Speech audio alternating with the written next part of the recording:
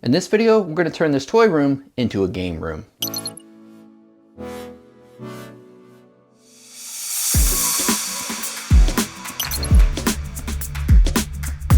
So this is a toy room that we originally had for my kids. They could come in, play, mess it up if they need to, and then go about and do whatever they want throughout the rest of the house. But they've gotten a little bit older, now about 9 and 11. They have outgrown the toy stage and they're more into video games, gaming. Still a lot of Legos, as you can see, and some YouTube stuff over here.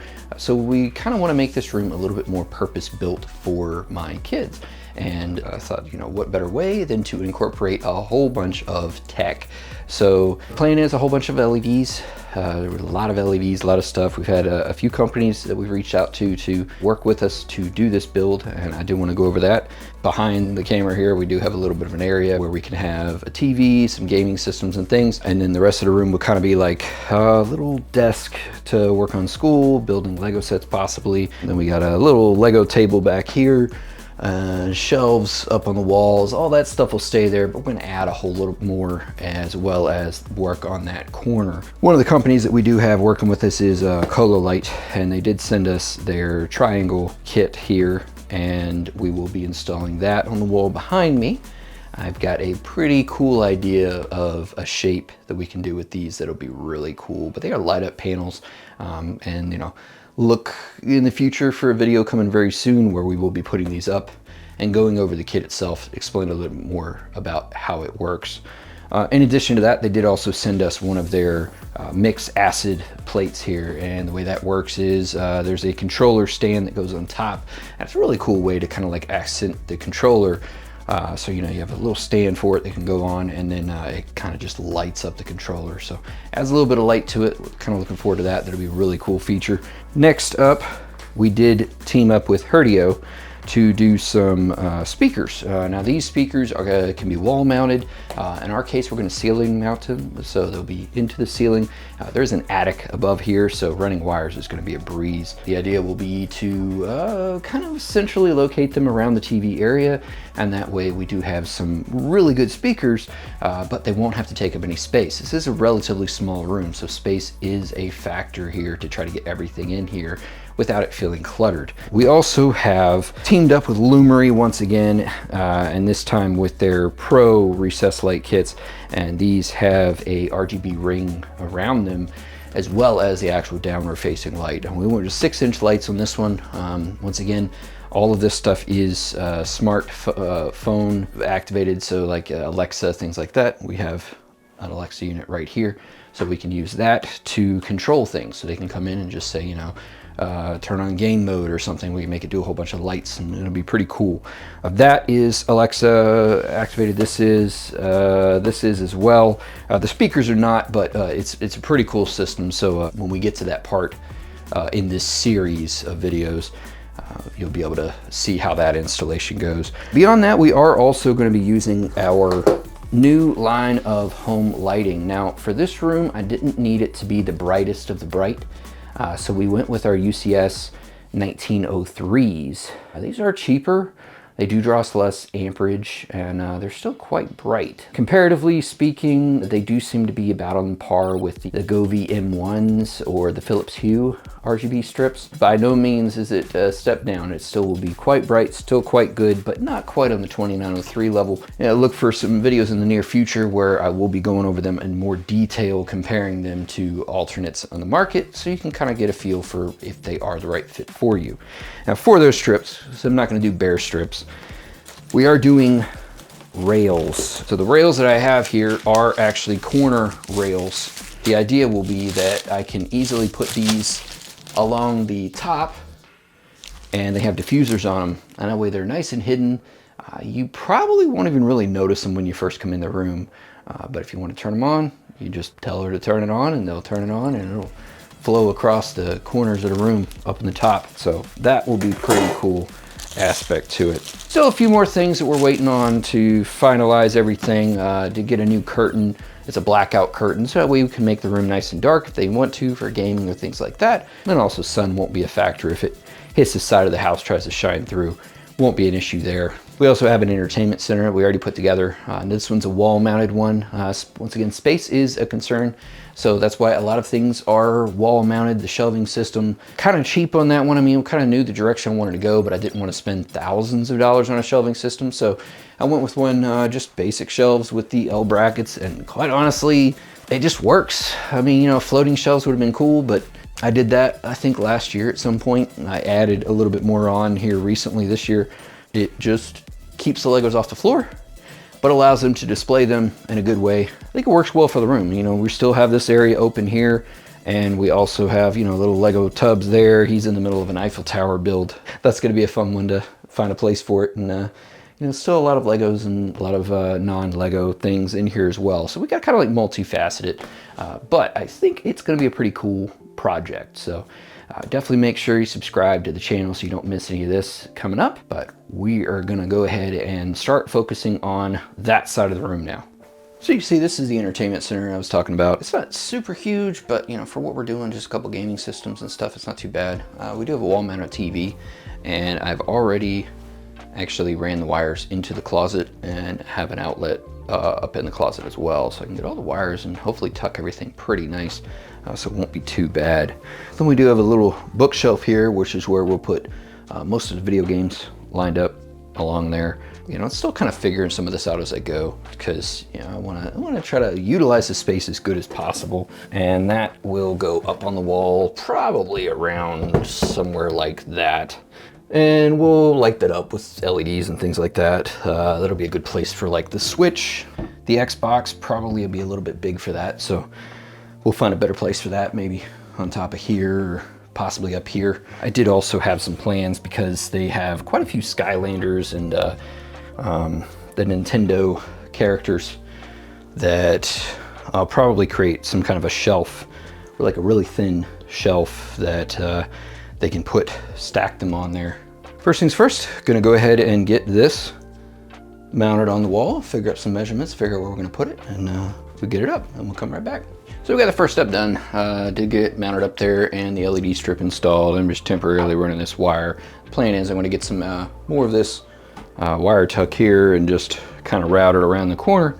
Then we can run all the wiring back into the closet and most of the controllers along with that. So the next step I'm going to do is go ahead and mount the railing for the LEDs. Now, I do plan on doing the whole way across the ceiling, but with that, I think what I'm going to do is I'm going to start down low and run a track to the ceiling in this corner here.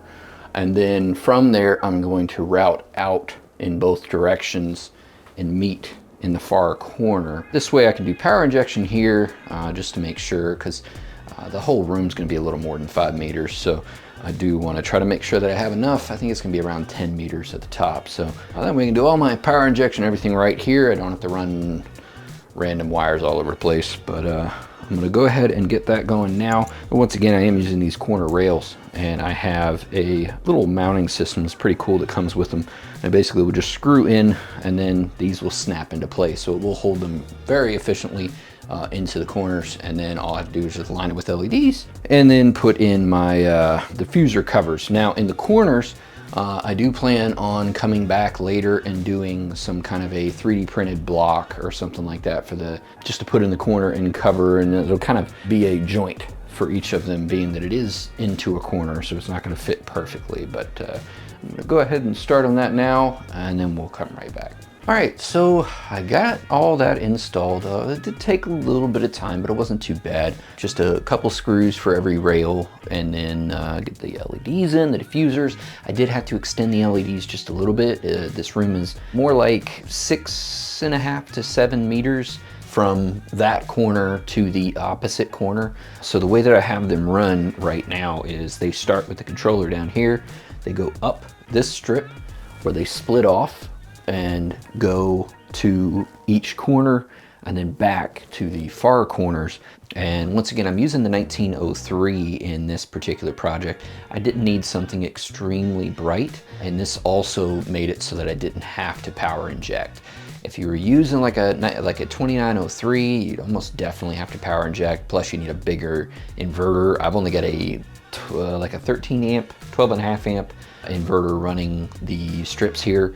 And you know, if I was in white, I'm not gonna really be using white, so I won't have to worry about it too much. But if you were doing, you know, a lot, you consider we're about 15 meters that I'm running right now in this one inverter. So 15 meters includes the roughly meter that I have here, as well as the like 3 meters or so running there, and then the all the way to the back, whatever it ends up. It's not exactly those numbers, but it ends up being just over 15 meters is what I actually used roll wise. Right at the 15 meter mark. It was a pretty good bit, and it does, it's pushing the inverter. I may look at upgrading the inverter a little bit. So, I mean, if you were to get our rolls at just 5 meters, 12 amps is plenty for that. But even in this case, running almost 15 meters, it seems like it's handling it okay. It's warm, but it's not hot, and the wires seem to be holding up really well.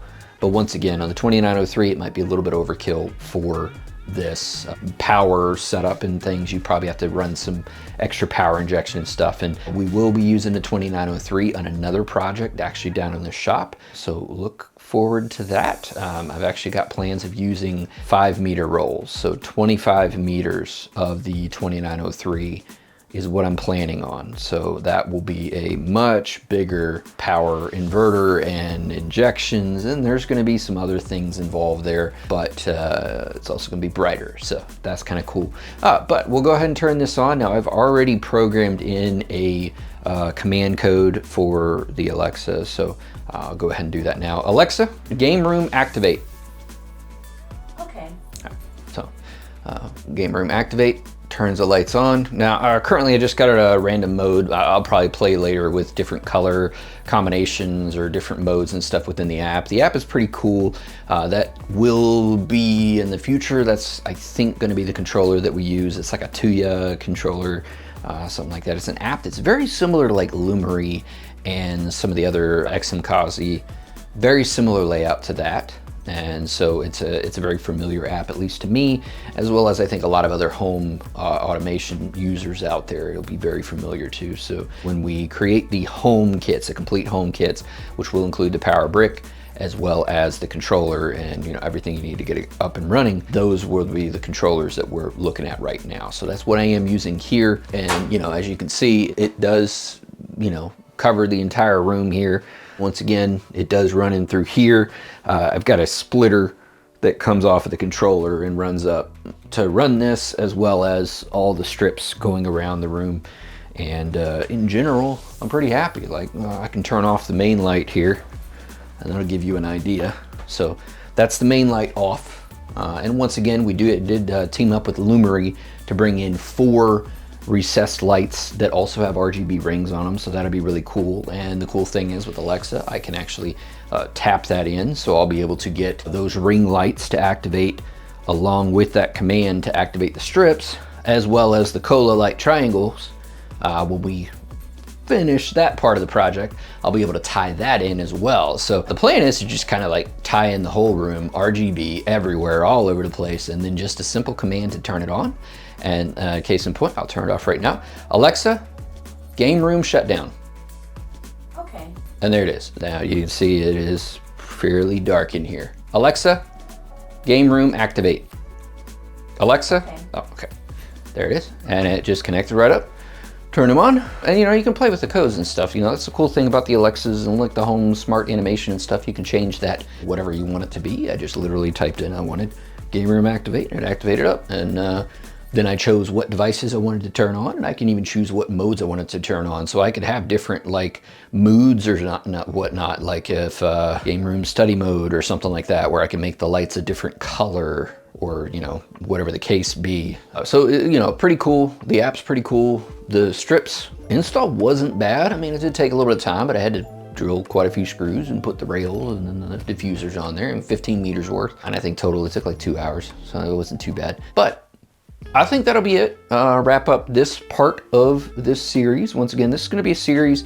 It's way too much content to put into one video, and I do want to give proper time to things like the triangle kit and the Lumary install, because as well as the Herdio speakers, just because they are a little bit more involved, and I want to try to show you guys the install process and what's involved with those. So we will be covering some of those things in a little more detail, as well as the fact I do still have things coming like the curtains, some of the outlet covers and things. We're trying to spice up the room a little bit. Like right now, the outlet covers are monkeys, I believe. This was a playroom at one point, so you know, we're trying to age it up a little bit, make it a little bit more grown up now instead of a nursery, basically, which what it was at one point. So definitely a good step. And like I said, I do plan on making covers. Probably going to 3D print because I couldn't really find anything that fit with what I was looking to do.